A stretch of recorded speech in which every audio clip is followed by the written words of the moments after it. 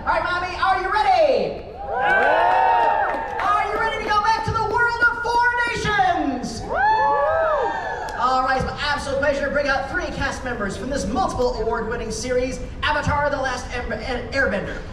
And this has got a really fantastic pedigree. I don't know if you're aware, this has won 5 Annies, a Genesis, a Kids' Choice Awards, a Peabody, which is very prestigious, and a Primetime Emmy. Not a daytime Emmy, a primetime Emmy. For an animated series, that's saying something. So without further ado, let's bring out our guests. First, he is an actor whose body of work includes Samurai Jack, Star Wars: The Clone Wars, and Hail Caesar. Today he joins us as the voice of the eternally tea-drinking Dragon of the West, aka Uncle Iroh. Please welcome Greg Baldwin!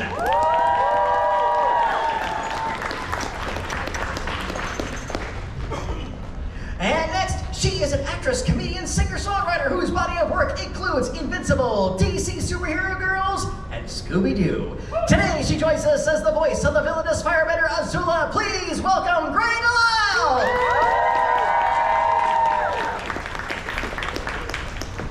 And finally, she is an actress, singer, and writer whose credits include Platinum End and Crunk's New Groove. Today, she joins us to discuss the role of the metal-bending Toph. Please welcome Michaela Jill Murphy!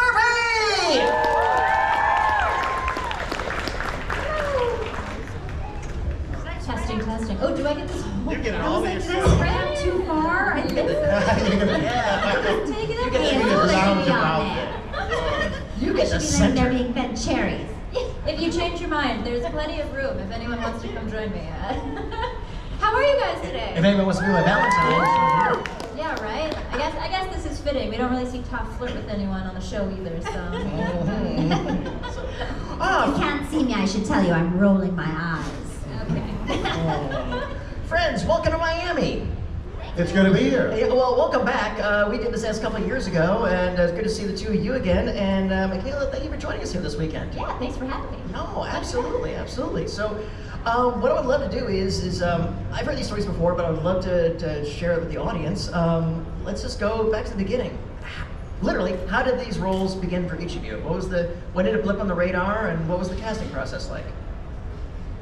I read for mine just way ahead of time, and I kind of forgot about it. And then about 3 months later, they came back to me and said, you got the part, and I was like, oh yeah, that was an interesting one. And they said that I was the only one who didn't yell, because there was a lot of the speech we had to do was the tides. Do the tides command this ship? Let's worry less about the tides who've already made up their mind about killing you, and worry more about me, who's still mulling it over. And I think a lot of people were like, do the tides command this ship? And like yelling at everybody. So I was like, she's so powerful, she doesn't need to yell, so. Those, it's like finding a $20 bill in a pocket of something that came out of the laundry. Those things that you audition and it's a one and done, and then, like, when you've totally forgotten about it, it's like, oh, wait, I did? Oh, yes, I did.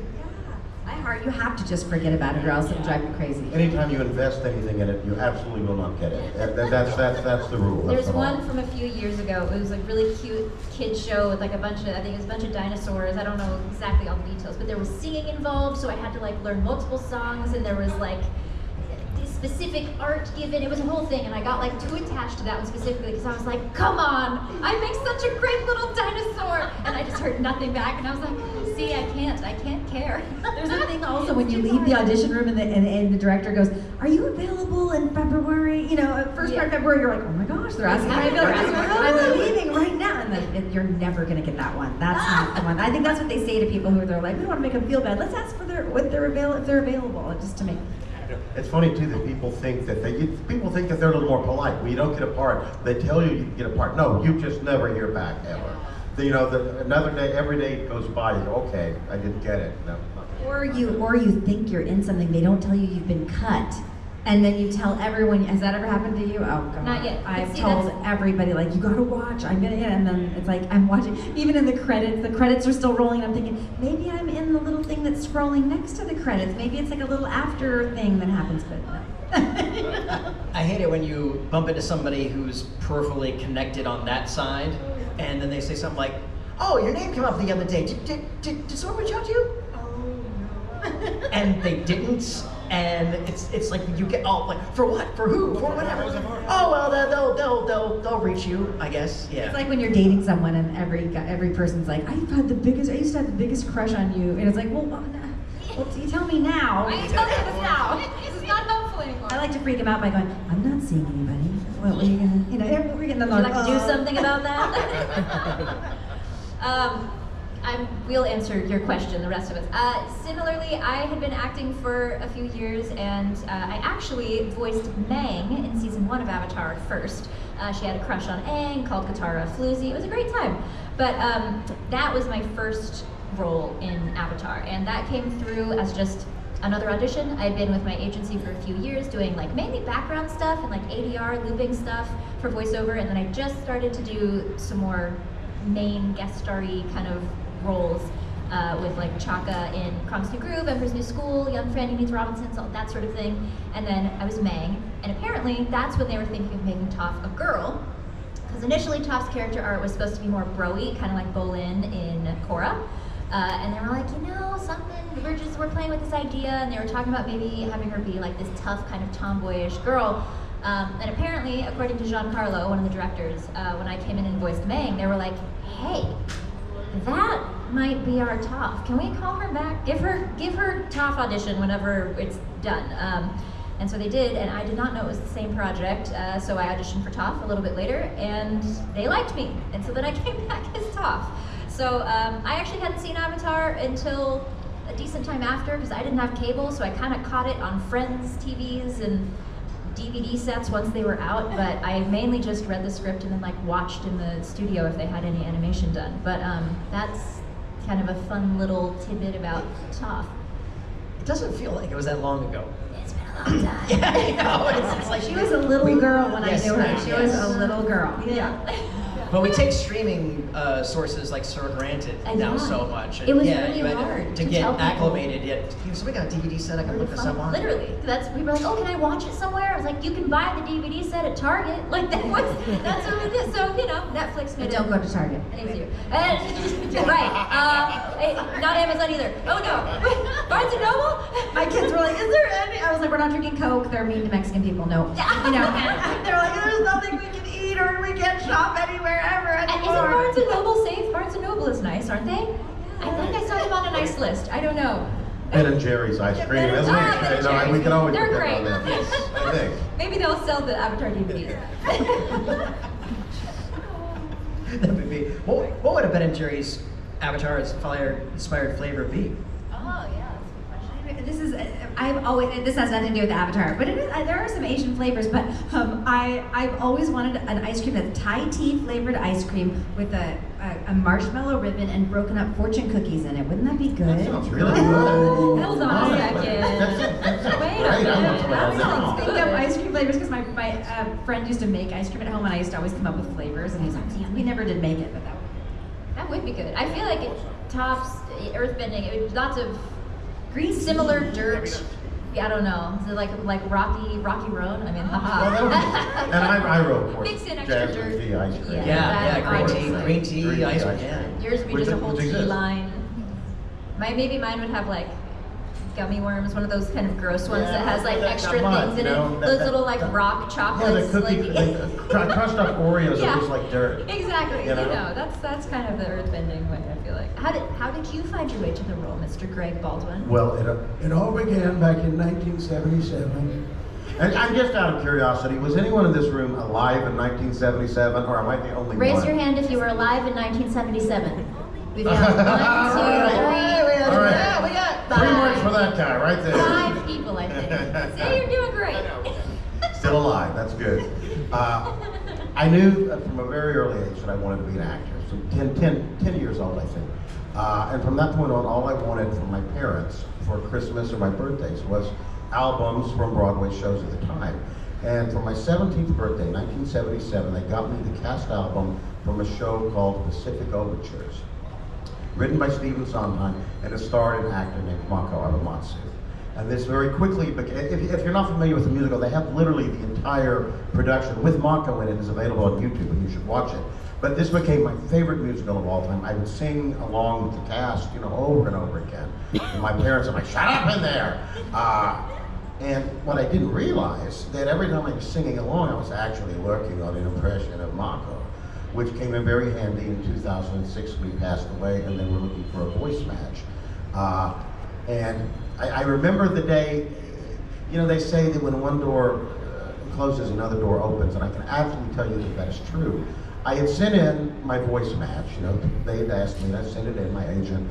I didn't hear anything back, and didn't, you know, I thought, well, maybe, I think my Mako's pretty good, but again, forget about it. At this point in my life, I was working as a paralegal for the Walt Disney Company in Burbank. And I'd been with them 13 years, and the angel of death, the HR rep came in. There were layoffs, you know, in the air. I know, once you see the HR rep, you know you're done for. And it's like, yeah, I was laid off. And my kids were probably in high school at this point, or close to it, and they were about to be going to college. And I'm like, oh my God, what am I gonna do? This is the most terrible thing. And within an hour, my agent calls and says, Nickelodeon just called you. They're #1 pick for Iroh. They want to see you at the studio next week. So that's how and then it was, I think it was like 4 auditions. By the last audition, it was literally everyone. There were so many people in that room. The suits from Nickelodeon were there. Everybody was there. Andrea said after I finished, said, "Okay, we're going to turn off our mics because we're going to all be out here talking about you." And I remember looking at them talking about me animatedly, going, "I wish I knew what they were saying," you know, because I knew that potentially this was going to be a life-changing thing. And thank goodness, you know, I get to be up here, and I get to be up here with you guys, and have this cool life for an older gentleman born in born in 1960. I was already 17 in 1977, so yeah, forget about it.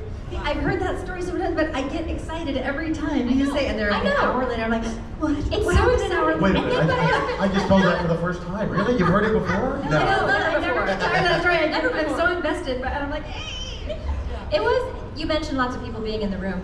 The really cool thing about Avatar, there's multiple cool things about Avatar, as many of you know, but it was a very collaborative process. I remember there being lots of people in the booth, like listening or sitting in on a session, often. Mike and Brian were around a lot to listen to us record, and that's not normal. A lot of times it's just the director or like the audio session person, and that's kind of it. And then you record your stuff and then you leave. And so it was very cool having multiple people like working like the booth and the mics and then, you know, directing and all that, and having Mike and Brian, sometimes Giancarlo, sometimes other directors from different episodes, or some of the artists would just come and sit and just like listen to us record. It was very cool. I didn't realize that that was so not normal until like doing, you know, growing up and seeing other things, and I'm like, oh wow, like it was really a little unit. And I think that probably contributed to what makes it feel so special too when you're watching it. I remember I was so new to this whole world. Again, I've just been a paralegal at Disney with a few things. I just don't go, wait a minute, all this food in the green room is totally free? I can just eat this? This is fantastic. I did love the popcorn. I did love the fresh popcorn. That was nice. I took care of my grandmother before she died, and so I dragged her to every session I did, and she would steal food from all the green rooms. And she did all of her grocery shopping at all the jobs that I would bring her to. And then she would fall asleep out in the lobby. I'm Mexican and Irish, so nobody knew we were related, so they would come in and go, there's a little old Mexican lady sleeping out in the lobby. And I'm like, yes, that's my grandmother. She's done her shopping for the day, and now she's tired. So she's tired of robbing the studio blinds. So funny. My gosh. Well, friends, thank you so much for indulging my capricious curiosity. I'm going to jump in the audience now and get some of their fantastic questions. Let me just load up my candy. Wow, you are, candy loaded. Well, everybody who asks a question gets a piece of candy, as long as they obey the rules. Oh, wow, that's nice. Yeah, so all right, so everybody wants who wants to be first? Whoever goes first, we get 2 pieces of candy. No, you got to come to me. I'm not doing it Donahue style. Got to do it here because my camera's here. There's a couple people who might not be able to. I will come. I will go to them. So, all right. What's your name? Hello, I'm Colin. Hello. Hello. I didn't exactly get a chance to see you guys last week in Orlando because it was a packed mess. I think that's the fair way to summer it up. So, when it comes I wasn't to, there, so you didn't miss much. So when it Don't flatter yourselves, you were never even players.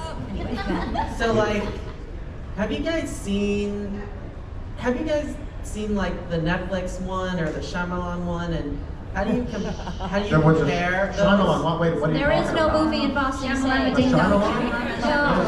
No. Yeah, we've seen, I've seen I haven't seen the new the one. Netflix. No. She's busy.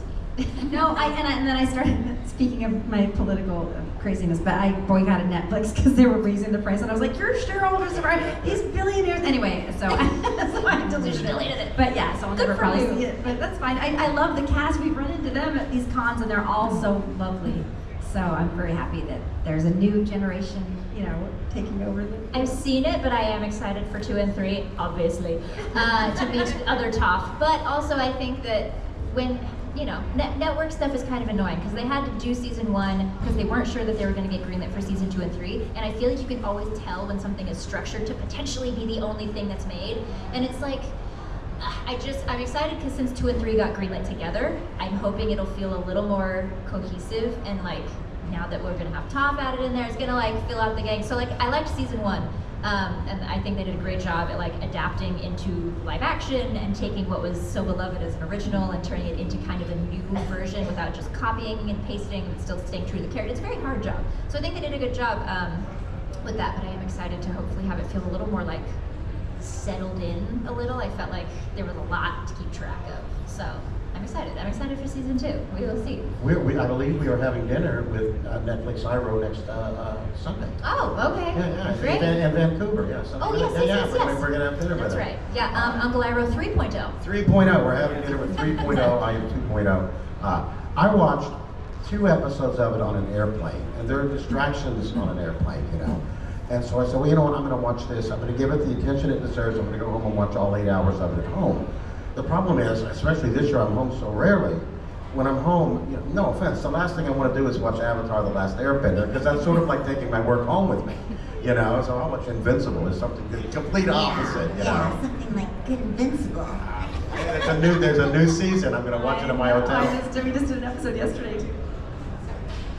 I was sitting next to, behind a kid on the plane who was watching Avatar, the old one, and Mike and Azula was up there giving some speech, and I was like, so oh my God, I want to just like through the cracks just be like, you miscalculated. You should have feared more. Anyway, I didn't say anything because my older son was with me, and he was like, I was like, should I tell him? And he's like, no, Mom, oh my God, no, just stop it. No. And I was like, but I think, and he's like, just Mom, You should. People are gonna look at us, and then people are gonna start talking. Well, he should get over it because his mom is cool, so he needs to relax. You probably should. I find a fun way is just be like, oh, are you a fan of this show? Like, see if they're a fan or not. Because if they're not and they're just watching it, just be like, oh, it's great. Like, you should keep, you should keep watching. But if they're like, yeah, I love this show, then it's a good make their day. Yeah. That's why I have. Oh boy, here we go. I have the lotus tile. So if somebody says, oh, I love your tattoo, and I'll say, oh, you know what this is? And they go, oh, that's White Lotus, I love that show. And then I can go, oh, your mind is about to be blown. So yeah, there you go. Good one to start us off with. Thank you. Woohoo. All right, who wants to go next? Like I said, we do a line here. Hey, what's your name? Jose. Jose, what you got for us? So all of you have both done voice work in the original Avatar show, and in one capacity or another, you guys returned to Legend of Korra. How was the experience different the second time around? Obviously being a new show and returning to that universe so many years after doing the original. I voiced my own daughter, so that was kind of funny and fun. They reached out. I was kind of taking a pause from just acting in general. I thought I wanted to be a heart surgeon, so I was studying a bunch of science in high school.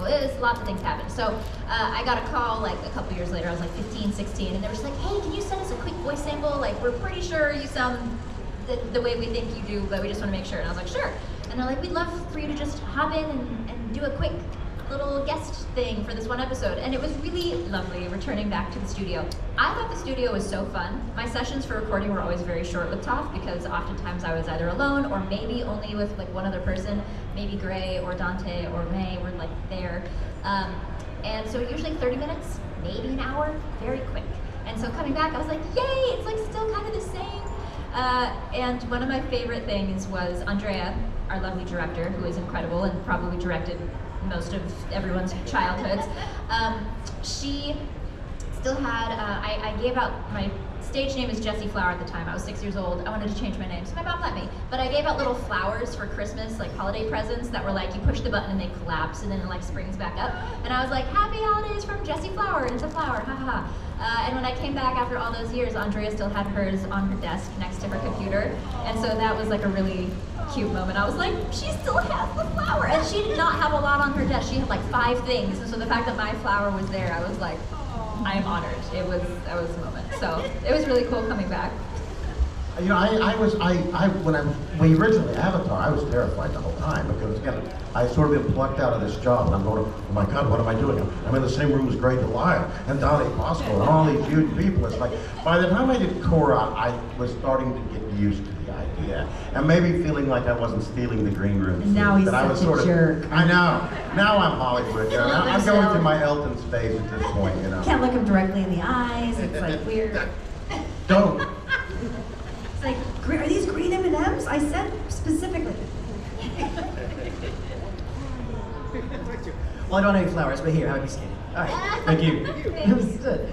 And who is it? Hey, hi, what's your name? David Abney. Hey, David, what do you want to know? Will you guys be returning as new characters in the newest Avatar show? No, but not me, but he had the great idea that we should be the Ember Island players, and I thought that was Absolutely. You know, that would if the studio executives, you know, will do, but having worked at Disney, studio executives sometimes aren't the smartest people in the world. You don't never expect them to make the right decision, you know. Yeah, as of now, I don't think any of us are coming back for any of the new Avatar Studio stuff or the Netflix stuff. Obviously, if they invite us back, we'd love to, but new generation Asian Avatar. American actors, which I'm really happy because Yes, it's cool. time. You know, yeah, we've been.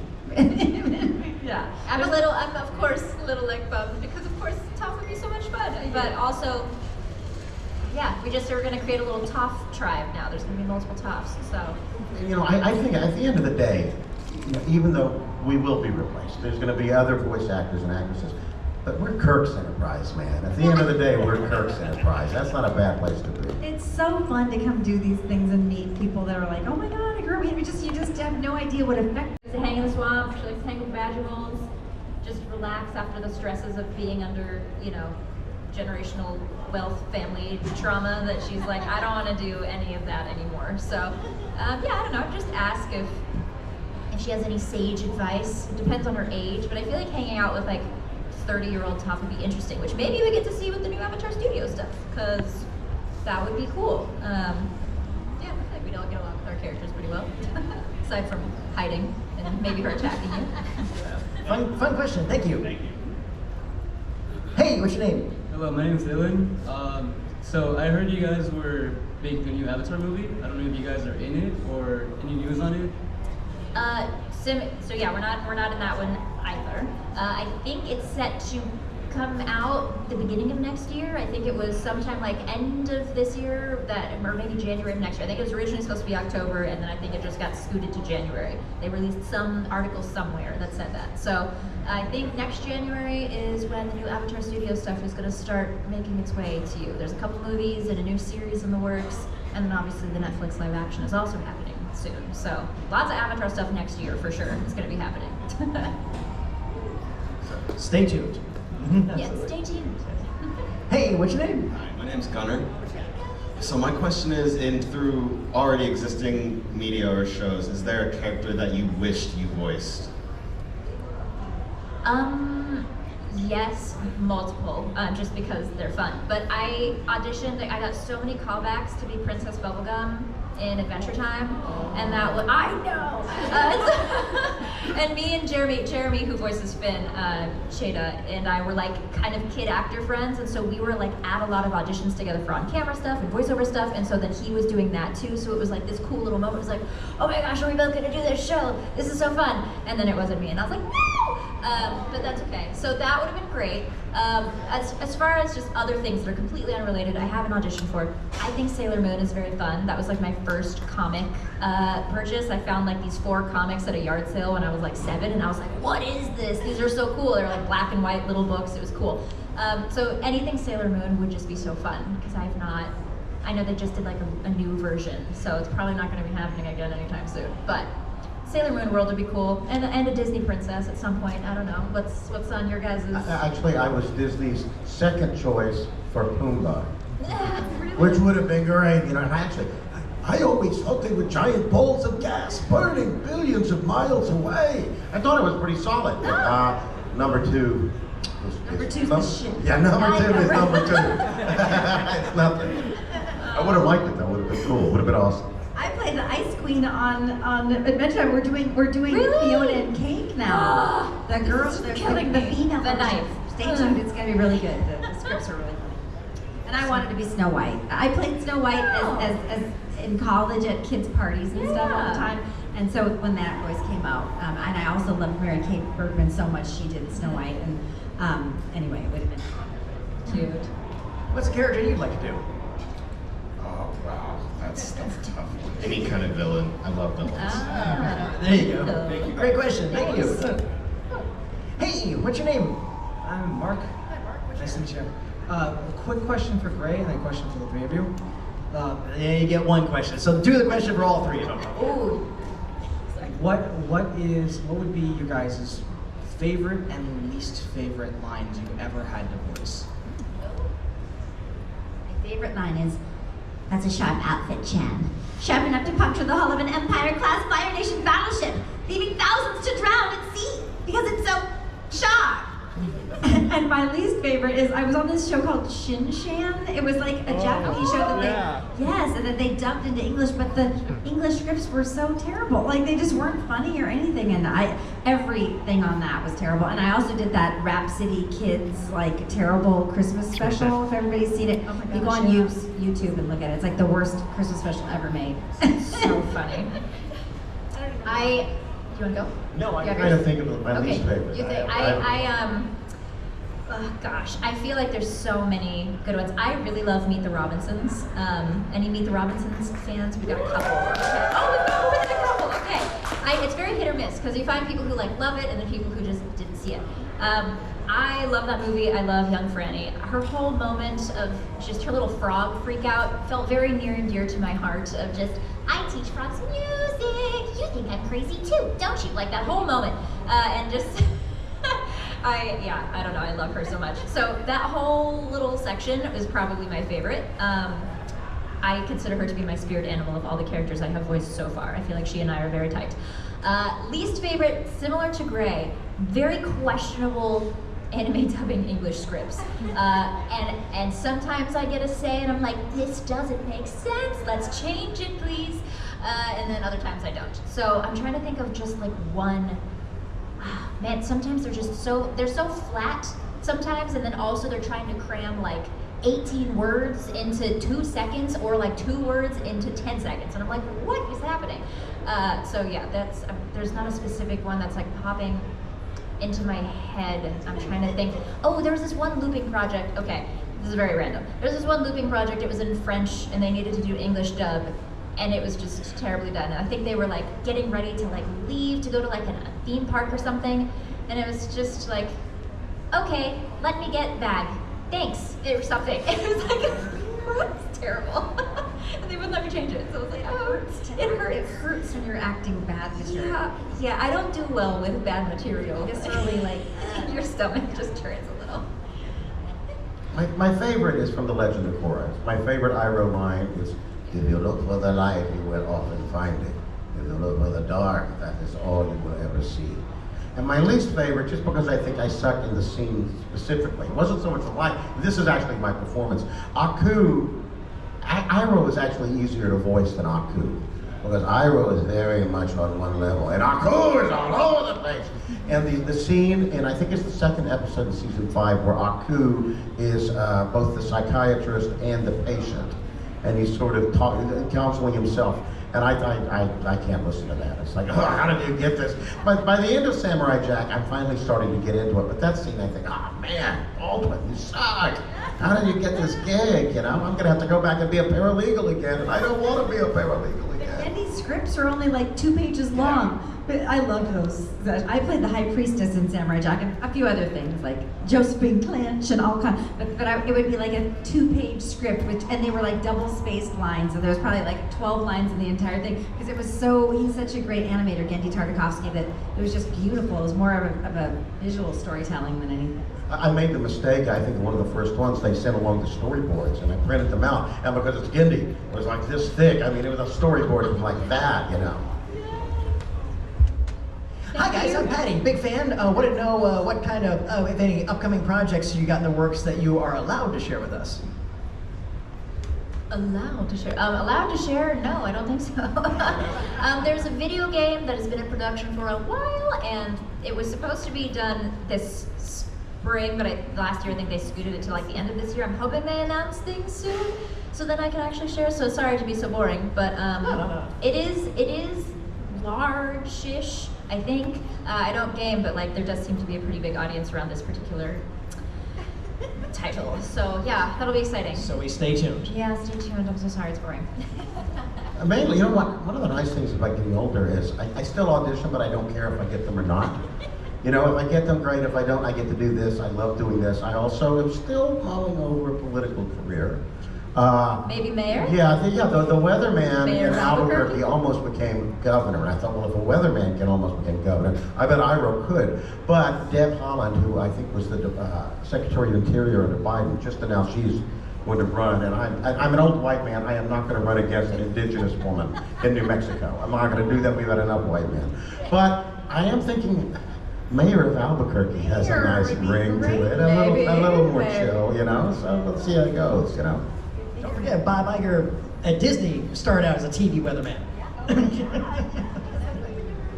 I'm doing all kinds of fun. The new Adventure Time and Invincible. I play Shrinking Ray and Monster Girl. And there's new episodes coming out of that. And Critical Role Vox Machina. We just finished some new episodes of that. And all kinds. And I play Martin Prince on The Simpsons and a bunch of things on The Simpsons. But my thing that I'm most passionate about is I'm a singer and a songwriter, and I go on tour. I'm going to England right after this to do a tour in England and all over Europe.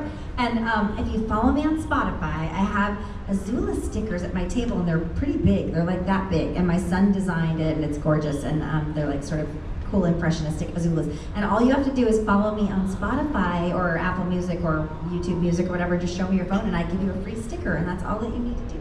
Thank you. And I think we're all decently on, are you still on X or not so much?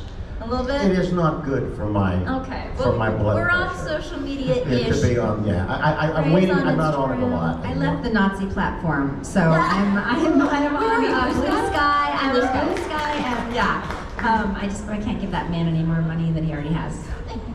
So Blue Sky, also Blue Sky? Blue Sky, yeah. Blue Sky, Mostly I'm Threads, on Blue Instagram. Sky now, yeah. I haven't switched over. Do you guys like it? Yeah, it's just like old fun Twitter when Twitter was good, like way before I got it took you. over. Yeah. Now Twitter just, I hate you. Now I hate you more. Now I hate you more. I stopped using Twitter a long time ago because I just was like, I don't know, I liked the images thing. So I was a big Tumblr girl. Any Tumblr friend?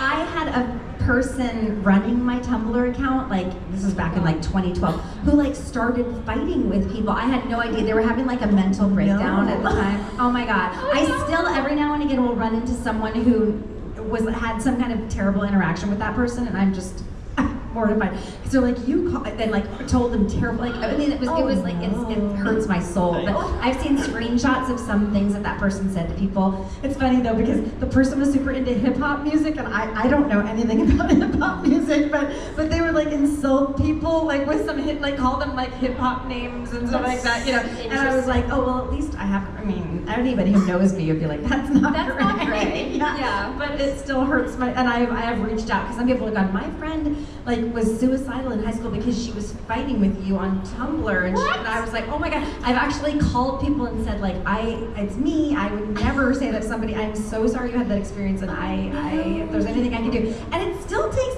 some people still are like, okay, like I'm like, they're like, anyway, no. but you know, The internet is a like, crazy So place. yeah, so that was my Tumblr experience. But Well, the I'm funny sorry. thing is, like, I knew this person, so like, you know, I was some of the things I would tell them, put this on Tumblr because I'm putting this on Twitter. So there was some correlation between our Oh, so accounts, it so it made it seemed- even worse. So anyway, but yeah, So but the the person was lesson is off their meds and now they're trust healthy and anyone fine. But You know, actually, I gave Lauren all my passwords.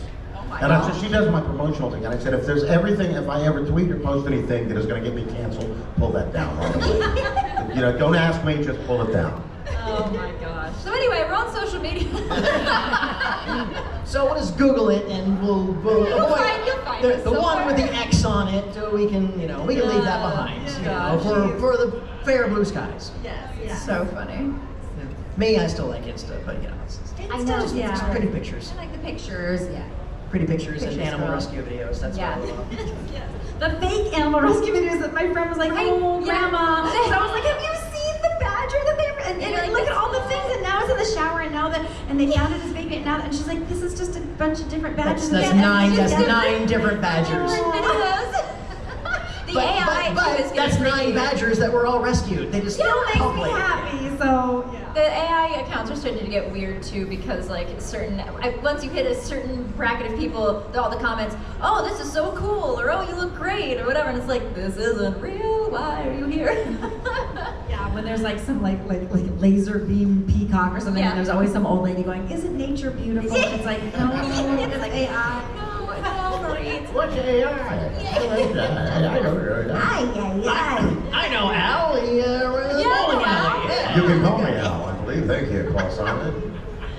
You will be Oh, going. goodness One final gracious. question. Would you all like to take a picture with this wonderful audience? Sure. Alrighty. All right, Good. we're going to take our stage selfie. We're going to invite everybody. Are we doing towards? Al, we'll do this towards the stage. Right. Yeah. Everybody come towards the stage. Not on the stage. Towards the stage. We'll take a picture of this cast and all of you.